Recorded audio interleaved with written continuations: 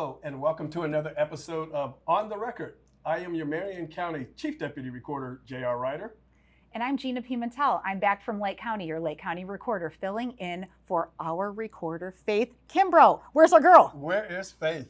Well, you know what? I had big shoes to fill last month when I came in, when you weren't here. Now the pressure's on. The pressure is on. I think the pressure may be on for both of us, Gina. I think so too, because Faith's top tier. But you know what? At least she told us what to wear, so we're halfway you did the there. Red package. We're gonna have a good show. Good. We'll have a good show. Thinking What of are we a good talking show, about? we have a crucial topic today. It affects every homeowner out there, every single one. We're talking about the tangled title. Ooh, I need to know some more about that, because from forgotten heirs to old debts, a tangled title can mean ownership isn't as clear as we think. But don't worry, I feel confident that our guest is going to help us out. You feel confident? I do. All right. Stay tuned. Let's have a good show. Welcome back. Our guest today is Jennifer Norton. She is an estate attorney. Welcome to On the Record. Thank you. Thanks for having me. It's good to have you. So let us start off by talking about tangled title. What is tangled title, and what are some of the reasons why it exists? Yeah, so tangled title is essentially an issue when you have a deceased person and they own property. And then when a death occurs, the family not refuses, or sometimes intentionally or unintentionally does not update the records of who now the next in line legal owners are. And so what happens is you end up with, say, Big Mama's house, and she has 5 children. And then when she dies, no one does anything with the deed. They just leave it in her name so that they can still continue paying the mortgage uninterrupted, and they just go on about business as usual. And so then the title gets tangled, because then inevitably one of her children dies. And that child has, say, 5 kids. So now you have, on one row, you have her children, plus 1/5 is now owned by her grandchildren, split 5 ways. And then it just keeps getting fractured and fractured. The longer people hold on to title, you have more people that are now legally the owners, but with smaller and smaller fractional interests. I see. There are things that you want to be cautious about, because when a person dies, typically the insurance then will also lapse if it was in their name, because insurance, they insure living people. So when a person dies, this is a way for them to skate around paying it if you never let them know about the death and just assumed that, everything would keep flowing, you would keep cutting them checks. Sometimes if the insurance doesn't know of the death, they will continue to keep receiving the check. But then when they find out of the death, they'll send all the premiums back if there was like a fire or a slip and fall that then now someone's trying to file a claim. Other times what tends to happen is maybe grandma paid for the year, then they'll try to refund, the premium that's not owed anymore. And so what ends up happening is you have a property that's in a deceased person's name, was insured by a deceased person, but usually that insurance cutoff period stops when the death occurs. So then if there is a tragedy or some accident on the property, you have an uninsured property, and then people come after you personally. So this creates a whole string of events. A whole string of events. Okay. If someone discovers their property has a tangled title, what are the immediate steps that they should take? Well, the first thing they want to do is you want to contact most likely an attorney's office, because you're going to need to then figure out who are the legal owners. So you can't assume that, say the owner of the property was married.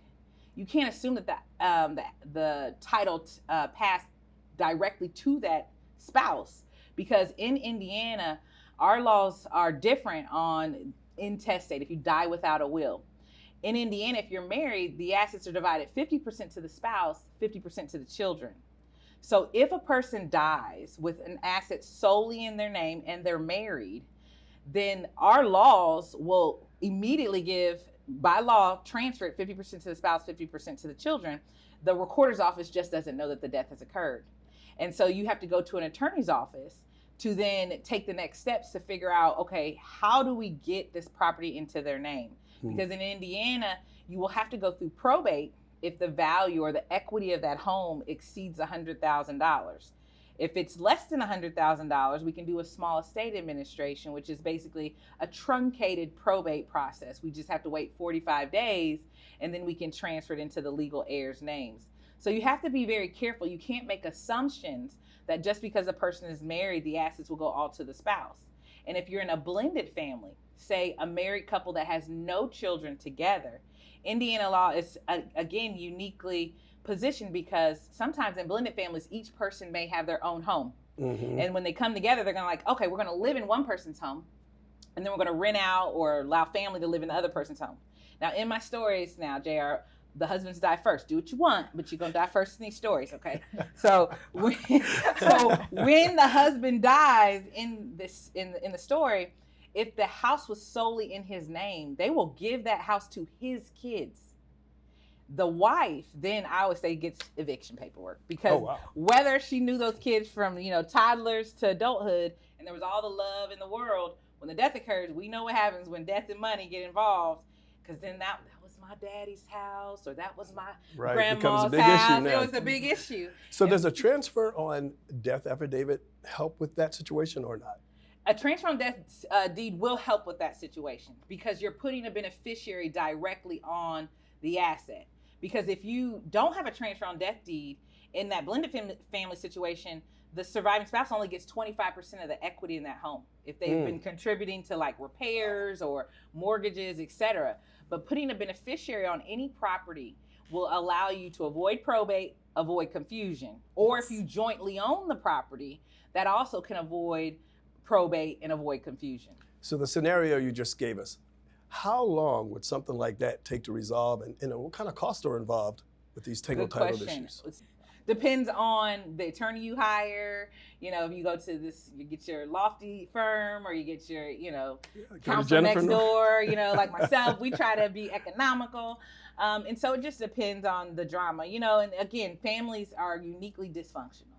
So somebody's always having some situation with somebody else. And so that can always, personal grievances can also drag it out. I feel like I'm in school here. Yes, exactly. Yeah. Well, me too. And and that's actually really great advice. And I was going to ask you if you had probably like your top 3 biggest things for advice about this tangled title, because what you mentioned, all of that, before, some of it can be, we can take care of that beforehand and then not have to worry about it after the fact. And that's why us in the recorder's office, see an attorney. Absolutely. A house is one of your biggest assets. Absolutely. It's about 70% of most people's estate value. So we encourage people to either do some type of estate planning. So whether it's a will or a trust, the wills do go through probate. So if you're trying to avoid probate, that's where, when you alluded to deeds and going directly to the deed is option 2, and putting a transfer on death designation on there in the form of a TOD deed or a life estate deed. So a life, because that can be before the person passes. You can take care of it before instead of after. Absolutely.